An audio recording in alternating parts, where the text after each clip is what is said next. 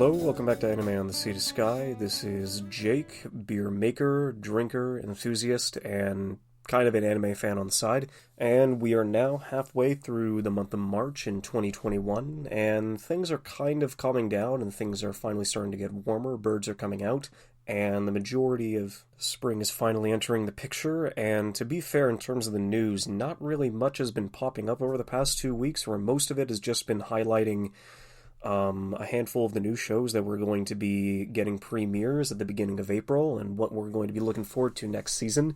Besides that, I mean, it's the tail end of the 2020 awards season, so a handful of manga and anime awards have been moved around and handed out inside of Japan. The majority of the award ceremonies inside of North America haven't necessarily taken place yet, but those are probably going to be on the way pretty soon. But regardless, not a lot of major news has happened over the past 2 weeks. Like I said before, most of it is just kind of what's going to be coming as the onset of the spring 2021 anime season goes through. For me, not really...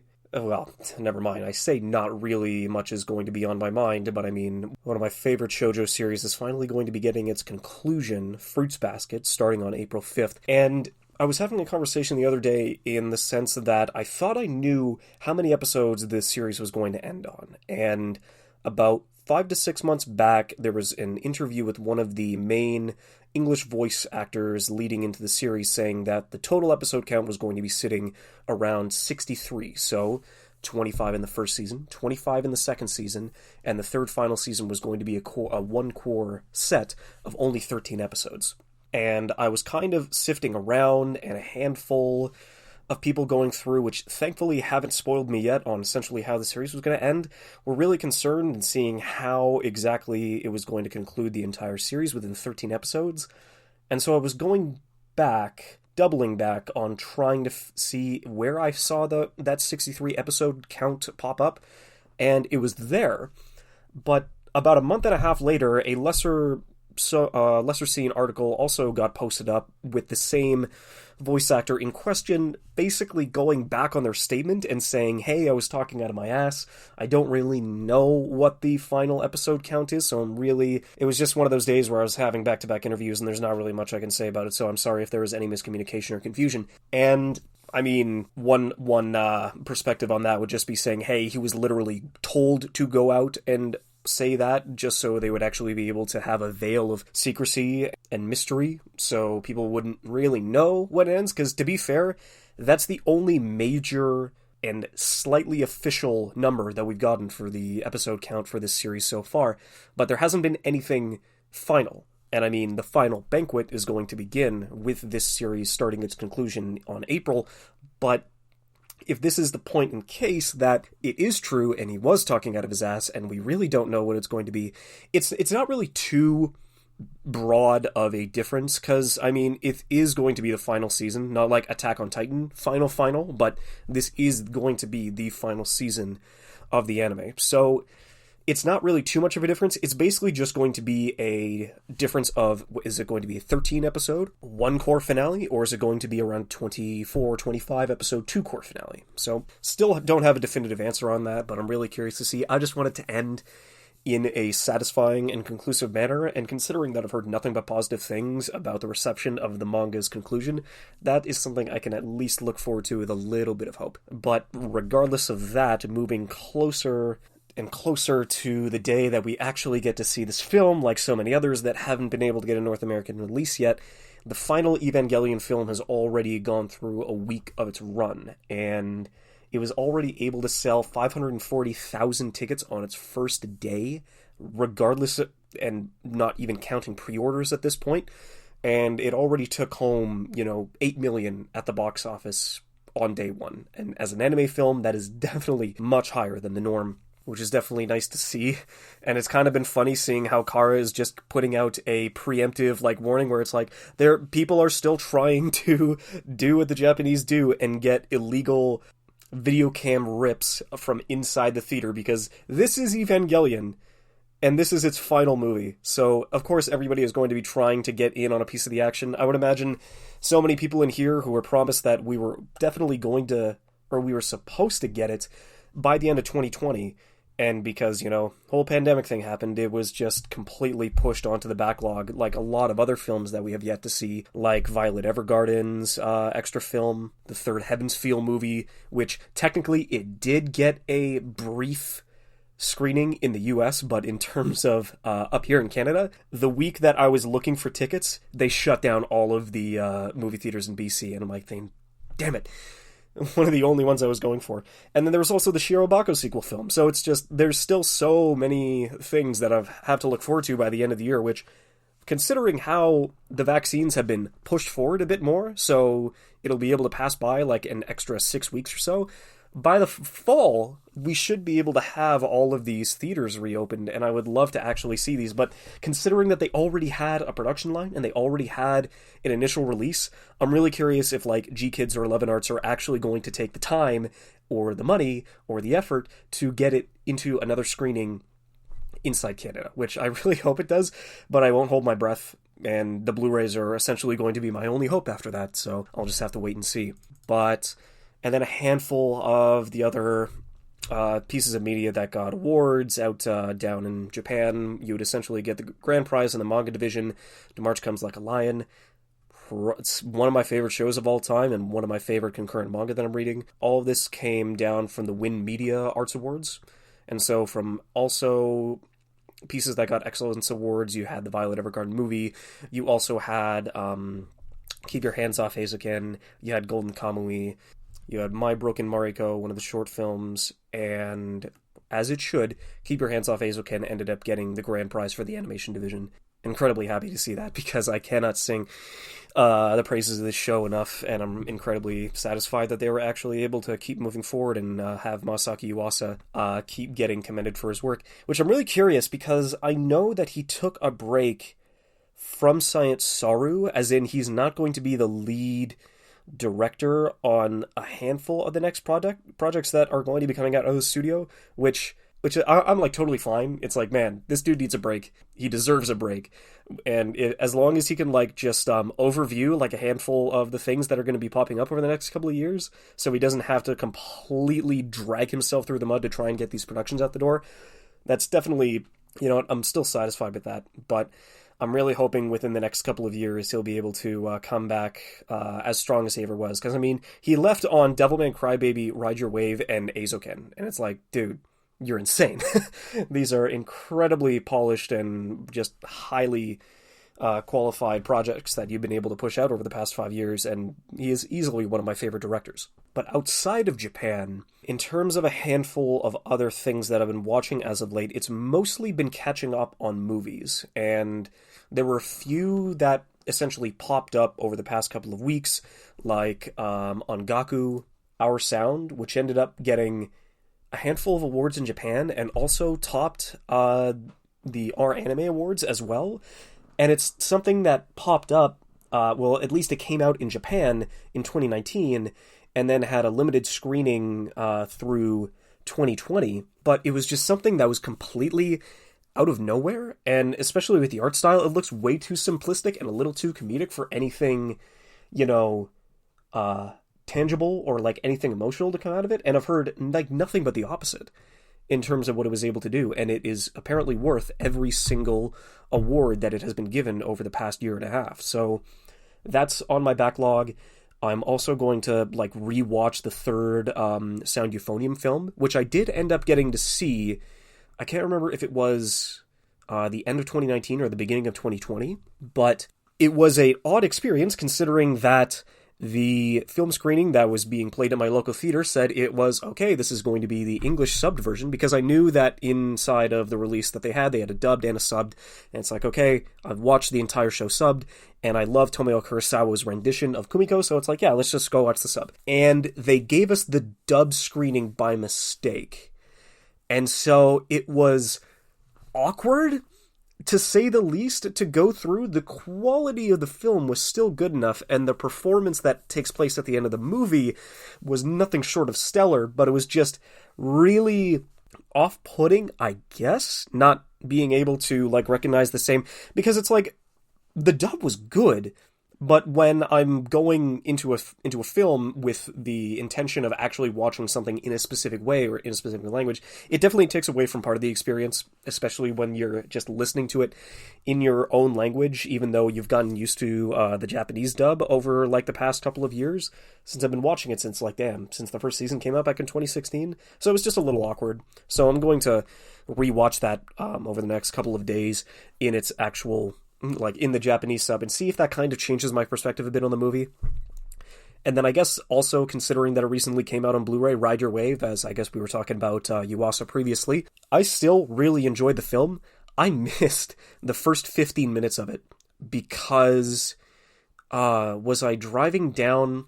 I can't remember if I was driving down from the mountain to go see it because I knew I was going to be staying in Vancouver for a handful of days, and I can't remember if it was just I misread the timing and left way too late from the mountain, which is still more than an hour and a half's drive, and then to the theater it would have taken more than 2 hours.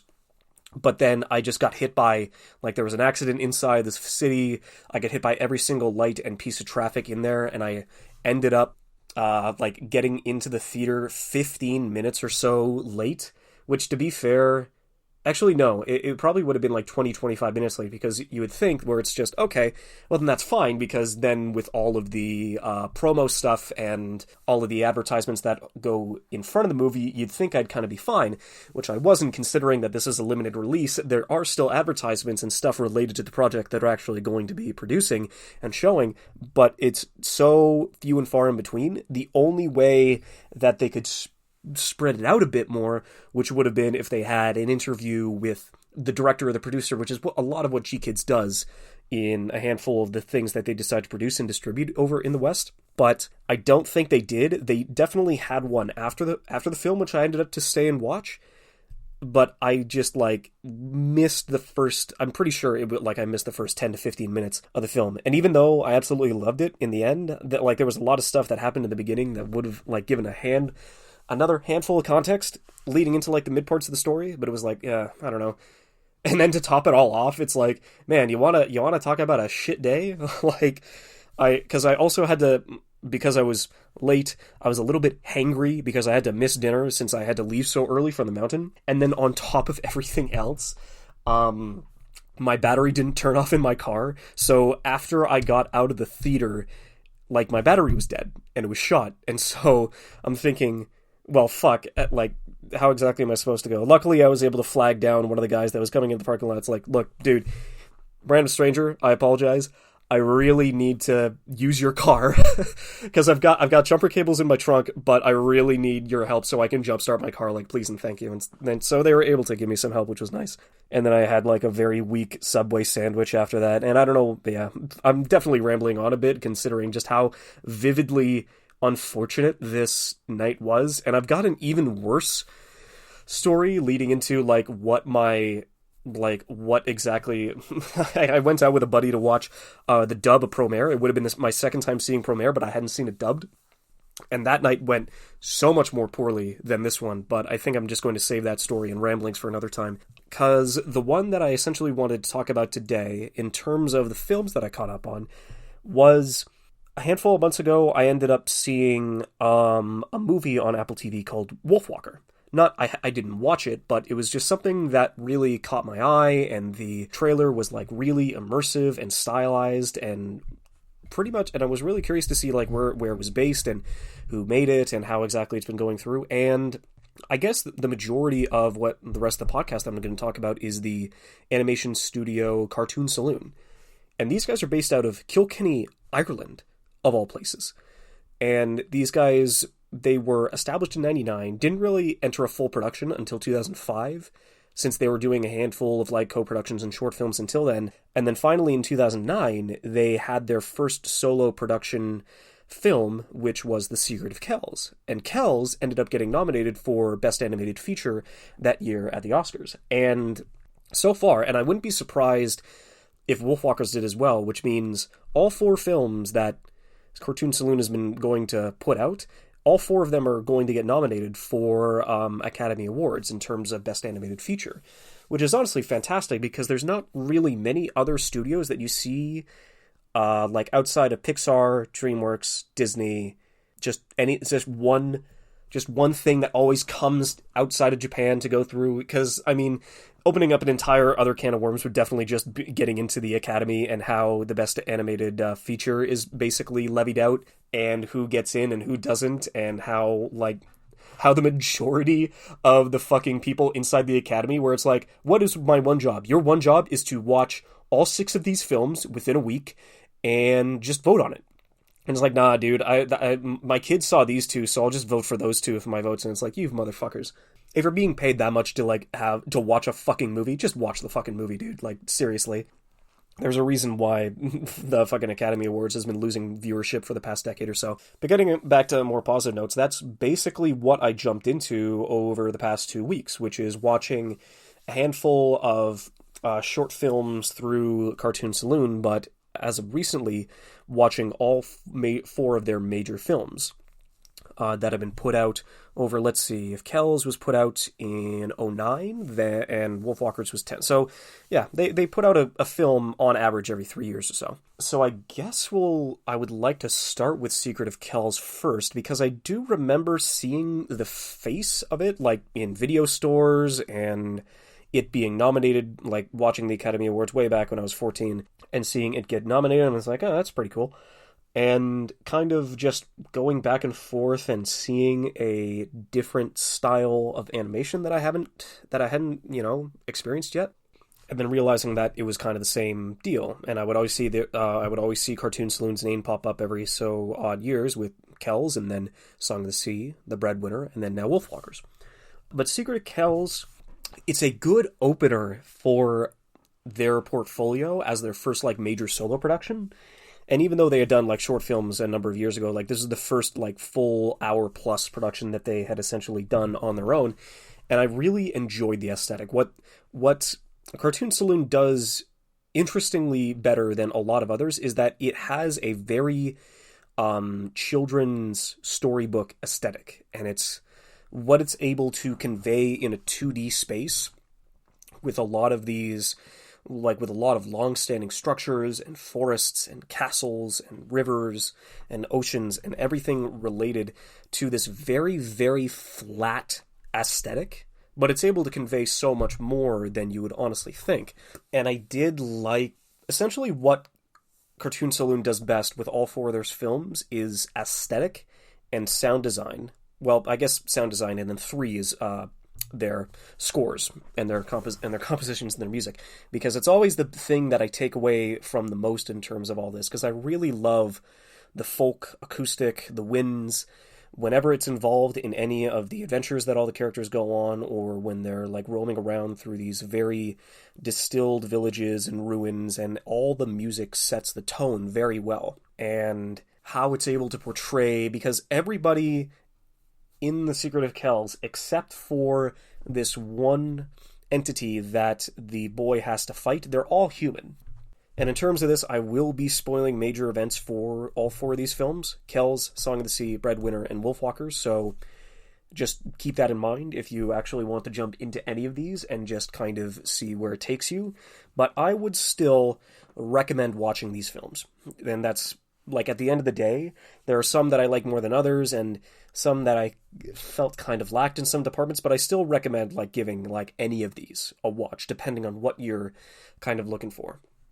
And Secret of Kells was kind of just the most underwhelming of all of them, considering that you're mostly focusing on this one orphaned boy whose only family is his uncle, who is the head of this small town, who knows that in the time of the Norsemen, they will all come and ransack and raid and destroy every village that they come by. And so they've been building a circular wall to try and make sure that none of them, that the gates will hold, the walls will hold, and when the Norsemen come, they will try and they will fail and they will leave. And it doesn't, which definitely goes through. But the Book of Kells, or just the book that is protected throughout this entire movie, is definitely one of the shining points, especially with the aesthetic that it's able to portray and draw. And I think it's a common theme with all of these films that moving forward is that probably my least favorite characters are the parental figures, which in this case are just the father figures. And you're going to figure out very quickly, like in all of these, the father figure either, like the only one which is definitely thematically relevant, the only one where, like, the main character does not have a mother that is relevant for the majority of the film is the breadwinner. And every other one, it's just like a single father, basically. And I guess, and I definitely understand where the majority of it comes from Irish lore and how a lot of their folktales go, but it's like, dude, give us a happy family, for Christ's sake. Like, every single one of these movies is just like, the majority of these films are like a single father, and they lost their mother at some point, and they're really, really holding tight to the one piece of family that they have left. And it's like, I understand that, but couldn't we just like have a family, and the family wants to protect each other? Like, goddamn. And I do like how, I think I liked The Secret of Kells more in the latter half than the first half, because it's just a lot of setup and a lot of talking, and you get to experience the aesthetic for the first part, but then all these films finally definitely start coming into play when the page turn happens, and in The Secret of Kells, it's like we get to meet a shirk, or in this case, just a fairy of the forest, and what they're able to attribute to the story while giving the main character somebody else to essentially hang out and bond with is definitely, like, giving a sense of wonder to all of these stories. And that's probably one of my favorite parts about the majority of these films, is that they were able to bring you into this enchanted world that is all through myths and lore, but all that are true and all that are essentially giving the stories that they have and what they're told magic. But yeah, it's just, the majority of these characters are fine. It's always just the one, and it's mostly the father, because it's always the lone father, where you understand it's like the wife is gone, or the family is gone, the brother is gone, and you're the only piece I have left, so could you please just do what you're told and, like, stay in a room and never come out of it, which is just understandable, but it's, like, very stressful and toxic behavior, where it's just, the only way I can save my child... Which, I know, like, I'm really going back and forth on a lot of my ideas here, because all of these are in times, well, yeah, only one of these films aren't in times of war, which we'll get to in a bit. So at least with Secret of Kells and Breadwinner and Wolfwalkers, you can definitely understand why they would want to just take all their young children and throw them in a cage until they're old enough to finally be able to survive in this world. But it's just never really a good method of giving them any sort of characterization other than, I don't want to lose you, so I will hold on to you as tight as I possibly can and throw you in a cage otherwise, because at least in the cage you'll be safe. And it's just, never really thought too much about that. And so normally in the second half of Secret of Kells, the invasion happens anyways, like everything goes wrong, but the book is saved, and Brendan is able to, like, move forward and, still interact with the Sherks, and still pass his own trials, and still spread the word and history that is held inside the Book of Kells, and what he's able to draw, like, by the end of the film is just beautiful. And even though I would still say I like The Secret of Kells least, that's definitely not a mark on its quality at all. But leading into the next one, Song of the Sea is just definitely, like, what do I have? Like, it's the most... What is it? I guess it's the most familiar story in terms of, like, what it was to me, and it definitely mirrors a lot of what, because it is essentially mom dies in the beginning, and it's a single father living on an island and trying to, like, work through, except this time it's two children, and one's the older brother, probably sitting around 10, and the younger daughter, who's sitting around, what was her birthday? I think her birthday was 6, so never mind, call it 9 and 6. Or even a little more, because he was pretty old when she was born. So yeah, call it 11 and 12 and 6, but that's really beside the point. And so a lot of it is just, hey, I hate you, like, you're taking, what is it, which was definitely... I don't know, yeah, that's definitely just a mark on me, where it's just, oh my god, you're taking away my parents', affection and time, and which is just a very familiar to anybody who normally had a sibling, and it was just kind of like, you're shifting their perspective towards you and not me, and I'm a child, and I'm a little shitter, and why can't everything go my way? And it's like, no, dude, you have to learn to grow up. And luckily he does, because I do think, it's still the same deal. Song of the Sea is just, It had the same problems with Kells, where the majority of the first third to half of the film is all set up, and then you finally get to interact with the fairies and the magic and the wondrous pieces of this new world that our characters inhabit and discover.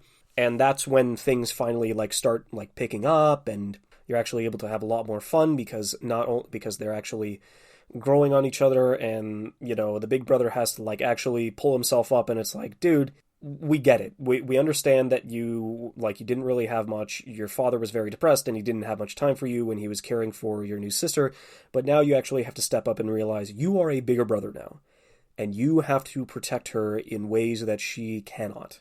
You are going to be the one that has to move her forward, and you're the only one in her most trying time of need. You are the only one who can save her. And of course he does get help, especially from the spirits that his mother was able to bestow upon him, but it's still, it still does take him a while. But near the end of the movie, it's definitely, you're glad that this family is able to reconcile and pull themselves together through trials and tribulation, and through their own experiences and their own perspective, they're able to help the people around them and essentially end, I don't know, decades worth of, not decades, because these are long lost tales, but they were actually able to pull through with a incredibly wholesome and a magnanimous ending song.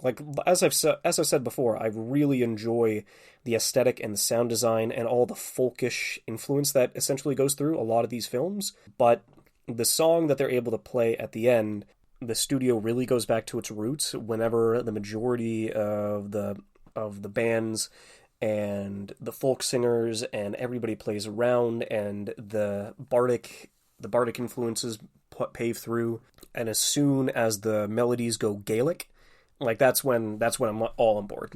I just really love the sound, tune, and what it adds to the scene that it's able to accompany by. And it's always the major falling action climactic scene that goes through. And it's always at the highest climax of the series, so it really adds to that in more ways than one. So I definitely enjoy it whenever they embrace their roots and really push forward with the productions that they really want to bring home and keep down. But yeah, I did like Song of the Sea a tad more than Secret of Kells. Maybe I guess it was just the relatability between the two characters that we're going through, and yeah, it's kind of going through. But I would say the toughest one to rank would definitely be The Breadwinner, which I think is still in the top 2, but it comes from a different place, a different culture, a different religious set of rules and stakes, because this film, under the main character's perspective, she is living in Kabul under the Taliban's Islamic Emirate of Afghanistan. There is no time in any part of this movie to feel comfortable. It is hard, it is hardcore religious and xenophobic and sexist obstruction and chains and oppression. And it's just the fact that, and then it's kind of the same deal, but the only difference here is that this is the only film where, for at least part of it, you have a full family until the father gets taken away because of just the way, because it's entirely uncomfortable, and I'm not, and that's kind of the whole deal where I just do not understand the majority of religion and how basically the majority of its impact on the world, from my eyes, has been more negative than positive, and just seeing it in such a small part of the world and how horrific and trying it does, and what it does to its own citizens and its own people, and this is supposed to be the way that they live, and this is supposed to be the way that they move forward with their lives, and how they're supposed to take it day to day, and it's just, Christ. Yeah, because I'm trying to think, there is not really a single time in this movie that you are able to feel satisfaction or feel any form of, not happiness, but I guess positivity. There are rarely any points in positivity, because even if there are dreams and goals of these characters, that because of the state that they're in and where they were born, that it's essentially they go for their dreams or they die. That's it. There is not really much that they can do, or they just live in a life just bound bound by their own culture, bound by their religion, and bound by chains. But I did really love the drive of our main character, Parvana, because she is the breadwinner. She is, in this time, risking her life to just put food on the table for her family now that their father is just gone. He's been thrown away in prison at the behest of a very irrational and rambunctious, I wouldn't even call him a teen, I would just call him a boy. He is technically a teenager, and he was the one that essentially gave the order, but it's just because of how he was brought up inside of his own culture that it is bullshit. Yeah, it is bullshit, but that's how their culture goes, and regardless of how fucking stupid it is, if you decide to revolt or say anything negative against them, you either whipped or you get killed, so. It's just fucking horrific over there. And the majority of this movie is just her trying to move through the day-to-day, not showing her identity, not getting killed in the process. And I guess we do get our one, not really an insert character, but essentially one of the only characters in the film that has empathy. One of the only men in this movie that has empathy. And it's because his own wife died, which you would think, okay, well, the majority of this film has been showing that women are just property and they're only married off for goods and services and to have children. But this one man who keeps it all inside because he knows the world that he lives in, and you know that when his wife passed, he was grieving, and you knew he loved her. And even though he doesn't figure out that Parvana is a girl until the end, like even at the very time that he has to decide on his choice that could potentially get him killed, he still just waves it off, and it's like, yeah, no, all of this is bullshit. None of this is worth it. Nothing in this world is worth this amount of bloodshed and death and destruction. It's just not. But then, of course, everybody else around him has been, hard dread and raked through the coals and forced to embrace these ideologies and these religious practices that there's nothing they can do about it, and it's incredibly tragic. But I still think out of all four of these films, the final 15 minutes of The Breadwinner are probably my favorite piece of their entire catalog, because the majority of this film goes around Parvana in that she is a storyteller, because her father was a teacher and her mother was a writer, and the act of telling stories is a way to not only keep memories riddled throughout history in view, but to also tell stories and to learn lessons and essentially push people forward inside to expand their own perspectives. And the realization that because she used to have a brother, but the brother is no longer there, she now has a younger brother, but the realization of what happened to her brother inside a chaotic climax, to put it lightly, and the fact that the only thing that she can hold on to in this timing trial and time of need are the stories that she has been able to create and pass down and talk between her family, is what ends up mentally strengthening her. And through the help that she was able to give the one man who had any shred of empathy inside of this movie, she is able to get her father back. And all of her family is alive. And I do I just appreciate the fact that at the end of the day, they are thrown into essentially the same spot that they were at the beginning of the movie, but it's still going to take so much work to even get back to that point, just to stay safe and to stay alive inside the times that they were going through. But it's possible because all of her family is there. She is able to, because of what the women in the family are able to go move through and accomplish, they are able to reunite in the end. So overall, it's definitely, yeah, it's because of course I wasn't expecting a happy-go-lucky story in the middle of Afghanistan, but it's still what it's able to accomplish and what hope it gives at the end of the film is nothing short of spectacular on what it's able to accomplish. And then moving on to something, that's just a little more, at home, would definitely be the most recent one that's been coming up, which I just recently watched, called The Wolfwalkers.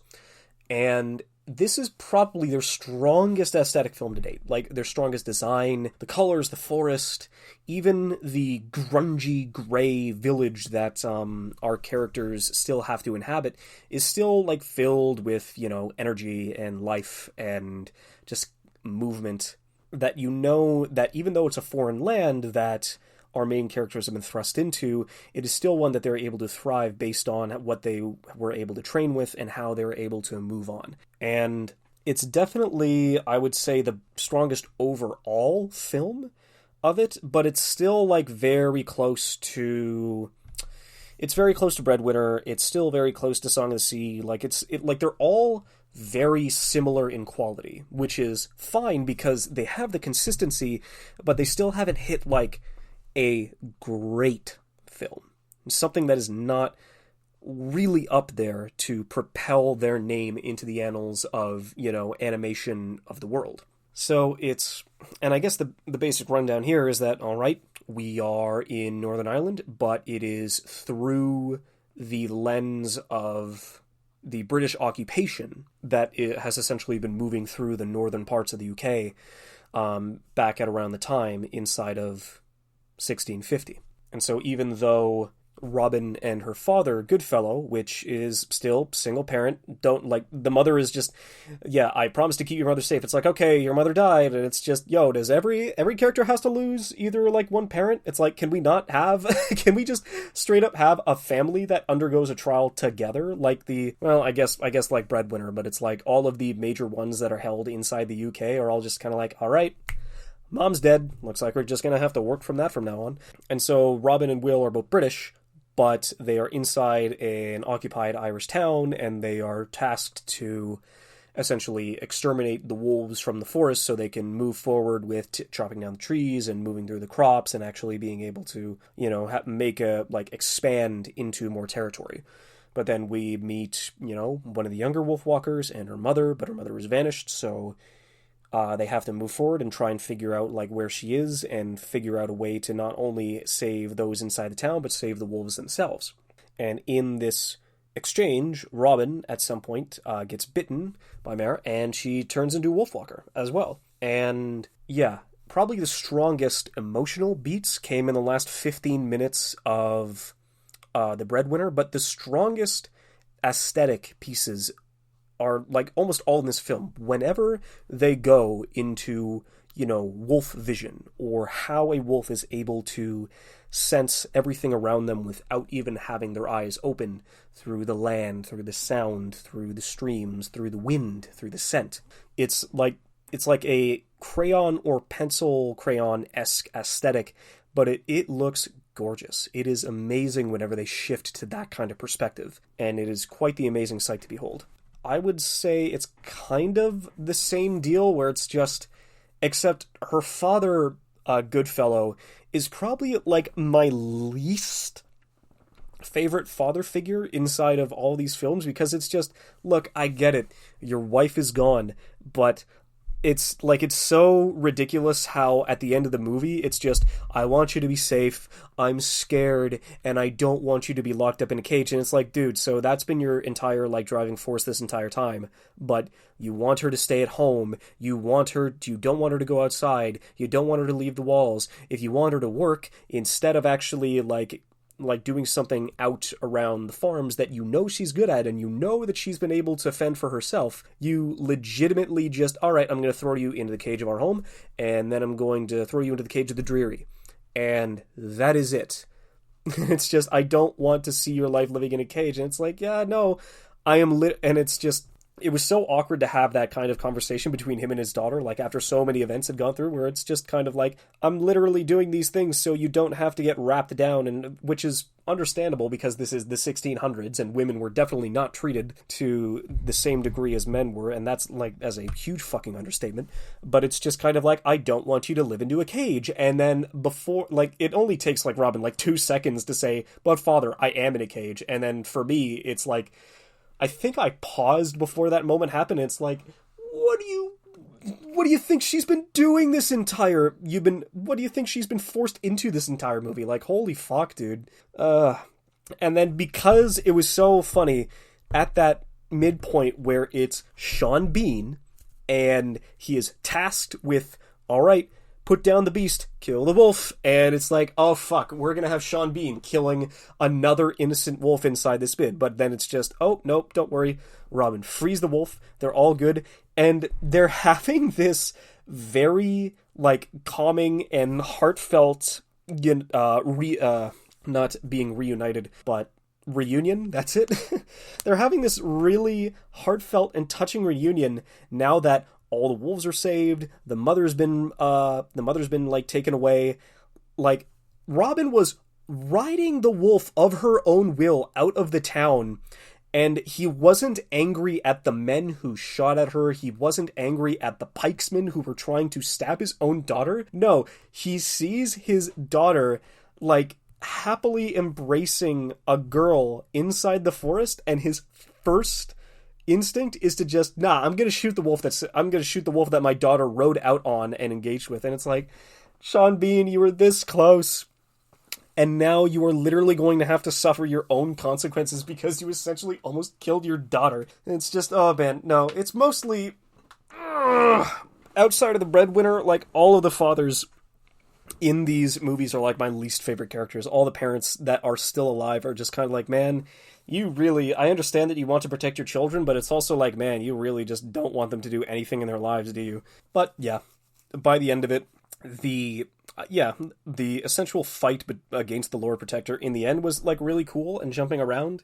And now Sean Bean ends up becoming the thing that he swore to protect but failed, that he becomes a wolfwalker himself, which was, like, really cool. And it's like, yo, dude, Sean Bean is gonna pop out of his collar and he's gonna become a wolf. It's like, fuck yeah, dude. That's exactly what we were waiting for.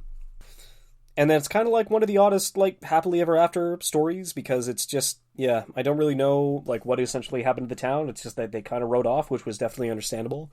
And it's going to be a really awkward relationship between him and the other mother, where it's just kind of like, remember when I literally fucking shot you in the heart with an arrow and almost killed you, and almost, like, was the genesis of having your forest burned down? Yeah, no, I'm sorry about that. So I definitely understand that I would say, even though he used to have a wife and he used to love her, and he still does, like, it would kind of be his duty or his new purpose. And it's just, all right, in turn for shooting you in the heart and without the power of your daughter, I would have essentially killed you and my daughter in of itself. I will live to make not only my daughter happy, but you happy as well. It's just, all right. That is your new duty. It is a much better duty that you were given at the beginning of the film, so I can at least give you that.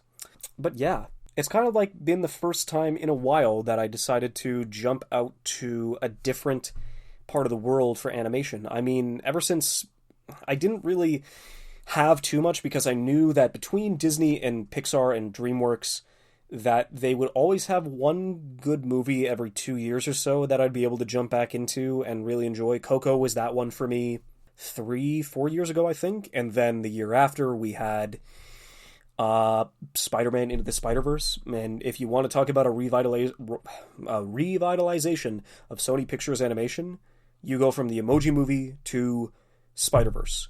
Insane. So so they're already working on Spider-Verse 2, which I really can't wait to see that. I would expect, probably 22, 23 will be the year that finally makes its appearance. But yeah, no, it's something to look forward to, I guess. And there's definitely going to be a lot more movies coming out by the end of 2021. And once the films decide to try again up in Canada, if we are able to give it, a chance and make their return of an investment worthwhile, that's honestly going to be something to behold. But you know what? It's looking good now that things are moving forward, turning a new leaf, and all these films that we've been able to just lay inside of our dorms and inside of our homes for the past, year or so, we'll finally be able to re-experience that kind of magic inside of a theater again with more people than you can count. So, you know what? Every now and then, it's good to have that kind of option. And I honestly can't wait to experience it again.